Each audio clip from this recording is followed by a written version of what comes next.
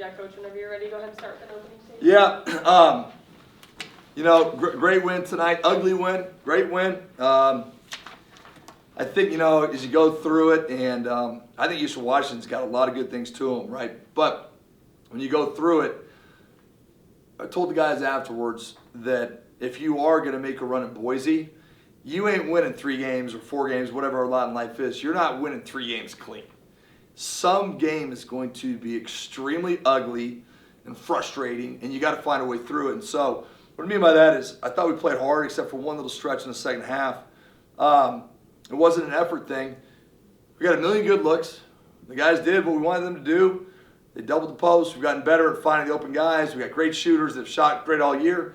We didn't make shots. But at the end of the day, I think we've grown a lot defensively. Looking at the stats real quick, holding them to 46%, limiting free throws. We turned them over 3 times as much as we turned the ball over. So there's just a lot of good things there. But, man, that game was close. And it was cool to see at the end. It was cool to see Ring bang that 3.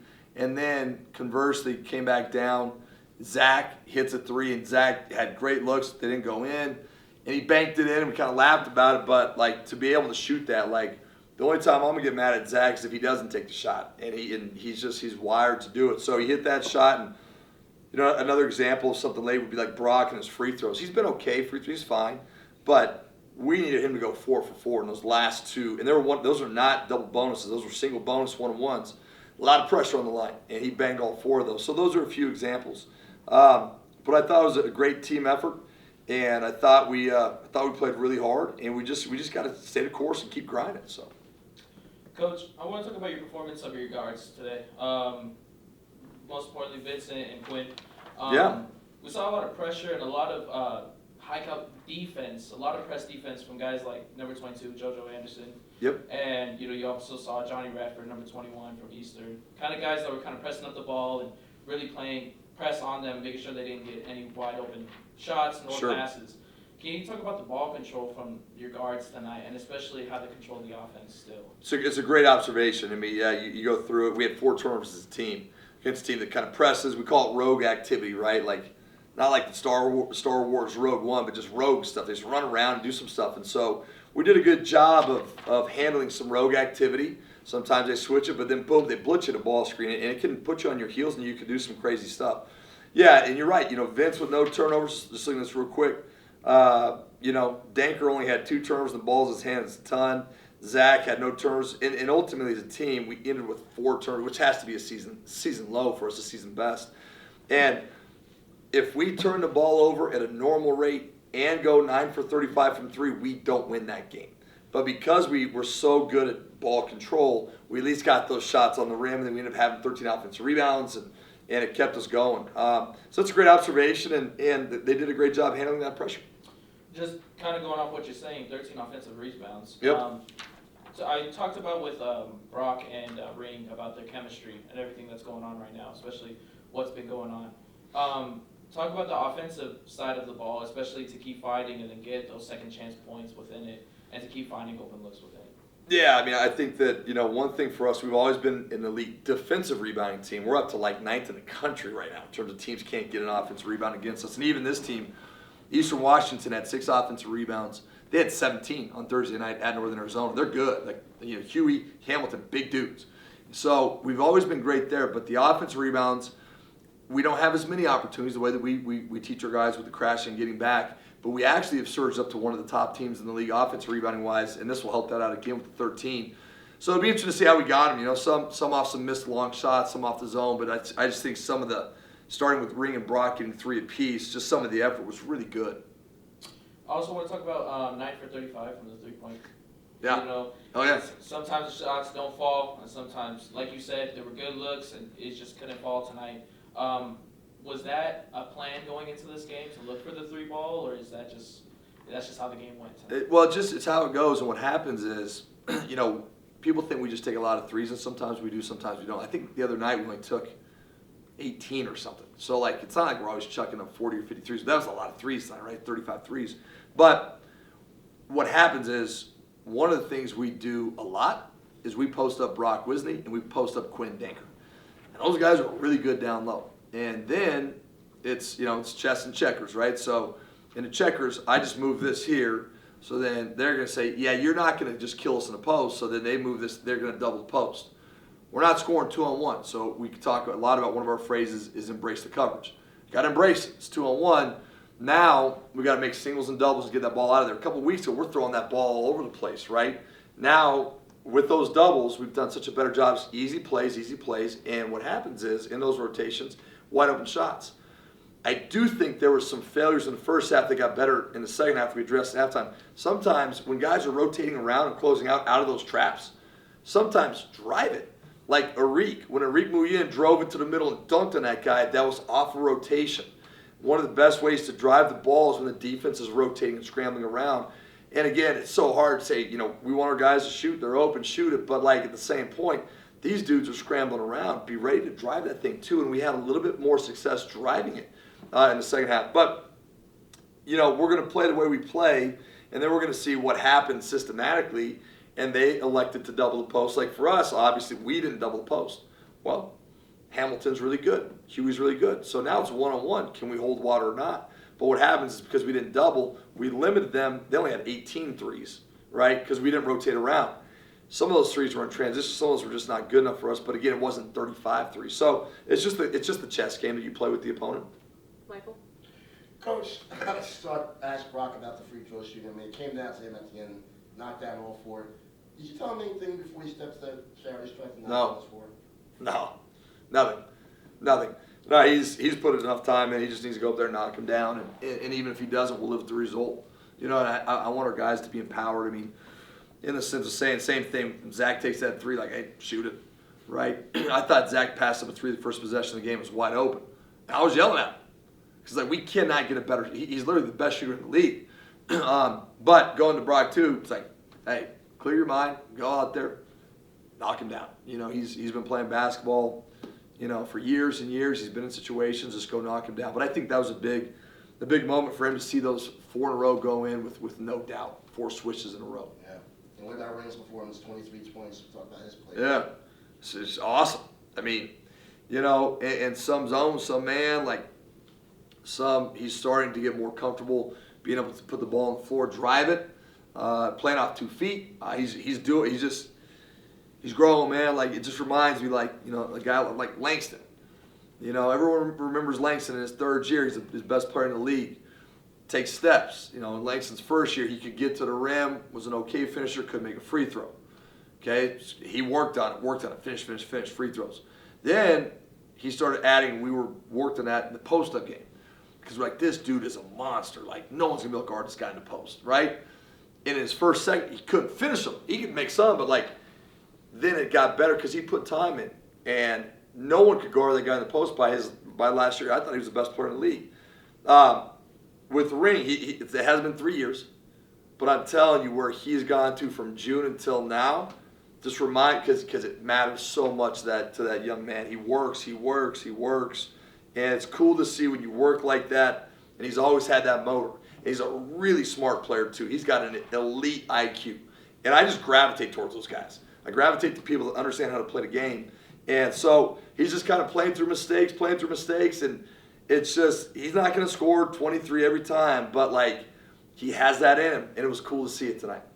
I was asking about Egan Shields. I mean, he put in almost 10 quality minutes tonight. He made all 3 of his attempts, but he has some big plays down the stretch defensively. Talk about his impact. You're right, defensively. The offense is cool, but, like, Egan, for those that watched for the last few years, it's like Theo Hughes. It's like, hey, Brock's a little undersized in the post, but when we put Big Theo in there, Theo, you got to handle this one-on-one. We got to give these guys a different look. We were like, okay, these guys are hurting us. Egan, we don't want to get fire, rotate, double one-on-one. And he did a great job. He got in a foul. The only reason he played 10 minutes, he got 2 fouls in the first half. He was done in like a minute. He didn't really have the first half. But the second half, down that stretch, did a really good job. And that's, sometimes it's on the offense, sometimes on the defense. You don't know what every game is going to present. But, like, we needed all of that, and he did a great job. I kind of asked Brock and Ring about this as well, but this is one of those games you're not shooting well. I felt like the key was you guys' execution because the looks were there. Yeah. Talk about the execution you guys had tonight. It's great, and it goes back to after the stretch of losing, and it goes into losing a little bit. Our execution offensively has just not been where it needs to be. We still rank well and this and that. I think we're like 43rd in the country in effective field goal percentage, but like we are not executing. When you don't execute, you don't get the easy ones. Then it turns into like some stuff that it's like it just gets harder. I thought Thursday night we executed perfectly, probably the best execution. That's 55 points in the second half on Thursday night. But then as that flowed into tonight, yeah, like all you can do is run, what we want to run. One of our basic rules is a good player, you have one job, put 2 on the ball. Once you put 2 on the ball, get rid of them, get to the next thing. So I thought that the execution was great. We got the looks. Sometimes they go in, sometimes they don't. But like we can live with that result. And then lastly, although Evo didn't shoot as good, he was more aggressive tonight. He was. His contribution offensively to open up the floor. Yeah, I know he'll be frustrated. 1 for 9, 13 minutes, foul trouble, all this different stuff. Same thing, 1 for 6. But like from a shooting perspective, him and Zach, like it kind of starts around those guys, and they went 3 for 17. Usually, you'd say you're not going to win that game, coach. But he got, to me, it seemed like 6 great looks, and then I do think driving too. He got to the rim a couple times, which was encouraging, just didn't finish him. But we need an aggressive Ebu. So yeah, I mean, and he's a guy, he'll go back to it, he'll watch the film, and we'll learn and we'll figure it out. But yeah, I think we're playing closer to where we want to be playing. It looks more like what we think this thing should look like. Great game for both of you guys tonight. This is a question for both of you, and you can elaborate on it. Talk about your guys' chemistry out there. Past 2 games, we've seen a lot of lobs, a lot of dunks from Ring, but it just seems like the chemistry's flowing. It's been like that since game 1, but especially these past 2 games was something, you guys have been going on a little losing streak. Yeah. And then finally to pick up. Talk about not only you guys, but also the team's chemistry going in. I mean, stuff's flowing. We're finally connected, and that's what we're looking for. Sometimes it takes a little bit of time to click, and especially through that drought, it's hard, when stuff doesn't go your way, whether it's those losses. And I think that we realize that it starts with, we got to find our identity, and that's got to be, toughness and energy plays. And you see that yesterday, and tonight was dirty. It was a dirty game. It was gross. We're missing shots everywhere, but I think we found a way to get it done because we just kept fighting. We stayed connected, and like you said, chemistry, I was saying to Ring, I'm throwing those lobs when they're there, right? He's going to catch them, and just realizing how each other play and how to play off each other. Sure. And me and Brock, me and him are roommates when we go on away trips, so we be talking all the time, just yo, throw this, do that. So we just been talking a lot. And then it's the same thing with the team. We just talk all the time. We be having crazy locker room talks, so we just building chemistry on and off the court. Especially a team like Eastern Washington. They had 2 4 big guys coming in. I believe it was 4 and 15.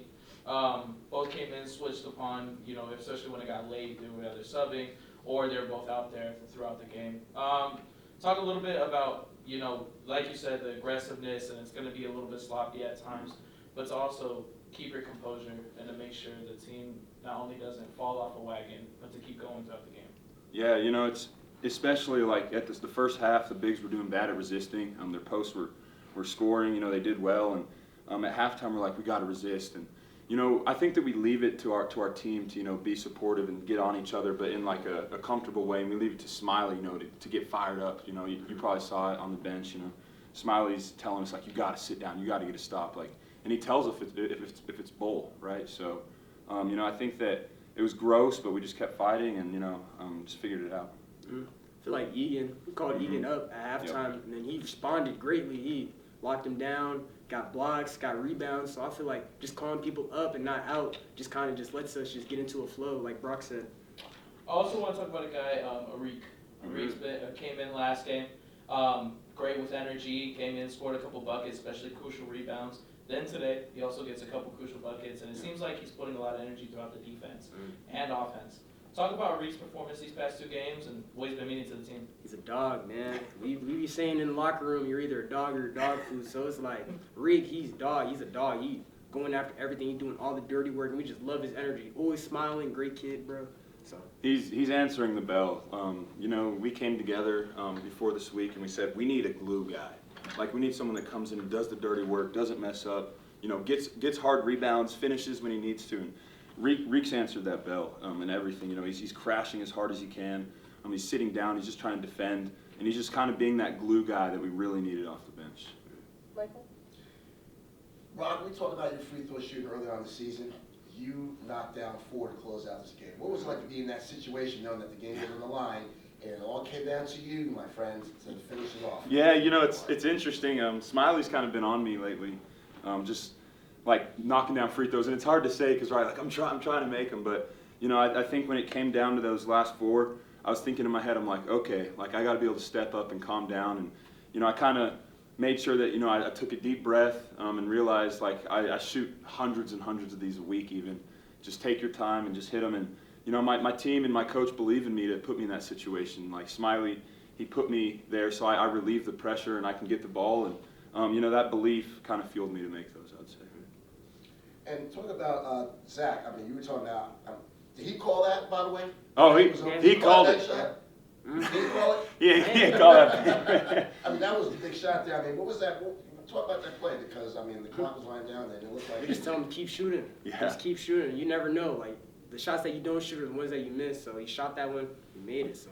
It's funny, we were saying in the locker room after, I'm like, you deserve that one. He's like, that's the Lord, man. I saw you were jumping after he hit that shot, too. You were kind of animated on the side. That was a big 3, man. We were up 3, and you know, there's like a minute left, maybe less, and he knocks that down, and that's just like, it's almost like a dagger. We still have to sit down, but you know, that relieves so much pressure off our defense and just being able to, you know, kind of close out the game. Talk about Egan Shields and his defense. I mean, I was watching one particular play. It was like I think it was like a minute 48 left. He stood on that man, and he made the key block there. Talk about his presence down the stretch and his defensive play. You know, Ring touched on it already, but you know, at halftime we're like, the post got to sit down and get a stop. Their post players are playing well, finishing at the rim, and Egan really stepped up. He's big, he's physical, he's one of the strongest guys I know, and you know, it came down to it, and he answered the call. He answered what we said at halftime, and I think it was like 2 or 3 stops, maybe even 4 that he got in the post, and I think that was as much an energy play as like an offensive rebound or a big 3 or a dunk even. Just that stuff can keep us going. Nothing? No. You guys didn't shoot the best tonight, but the big thing was you guys' execution. Talk about the importance of you guys' execution down the stretch, especially because Smiley talked about in the last press conference how a lot of you guys' games have been decided by 10 or less points. Yeah. So talk about the importance of execution in all these games you guys have had. This whole week in practice, we've just been focusing on execution. We simplified a lot of stuff so then we can execute our go-to plays at a higher level. So just doing that just kind of helped us just be more focused on the little details. I would say, you know, execution was big for sure. But when it came down to it, we got all these open shots. We executed great, a bunch of open 3s. We just missed them. But at the same time, I think the finishing stretch really came down to like our winning plays. You know, we executed and we got a good shot, but we really missed it. It came down to getting that offensive rebound or getting back in transition, not giving up anything easy. I would say that's where we finished that stretch off. Any other questions? Do you have another?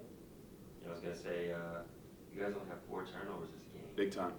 It's got to be season best, right? Yeah, that definitely played a role in you guys being able to execute down the stretch. Yeah, we took care of the ball today, and it's especially impressive because this team's crazy. Like, they fly around everywhere, they switch up their coverages, and you know, they're pressing, and they're doing all this crazy stuff, and I give credit to the guards. Like, what does it look like?